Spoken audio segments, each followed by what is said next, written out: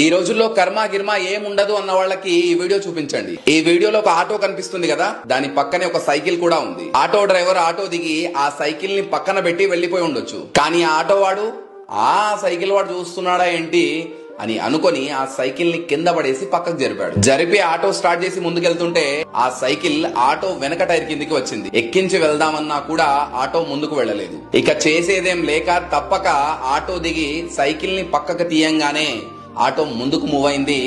వేగంగా చెట్లలోకి దూసుకుపోయి పెద్ద గుంతలో పడిపోయింది. సైకిల్ ని మర్యాదగా పక్కకు తీసి ఉంటే ఇంత నష్టం జరిగేదా? నన్నెవడు చూస్తాడులే అని చెడు చేసుకుంటూ పోదాం అనుకున్నాడు. అదే చెడు ఆటో వాడి మెడకు చుట్టుకుంది. ఇది కలియుగం. ఈ జన్మలో చేసిన పాపాన్ని ఈ జన్మలోనే అనుభవించాలి. అదే విధంగా వేరే వాడి ₹1 అన్యాయంగా గనక తింటే తిరిగి ₹100 చెల్లించాల్సి ఉంటుంది. మనం ఏది చేస్తే అదే మనకు తిరిగి వస్తుంది. మంచి చేస్తే మంచి, చెడు చేస్తే చెడు. కర్మ ఇక్కడ ఎవ్వరిని వదిలిపెట్టదు.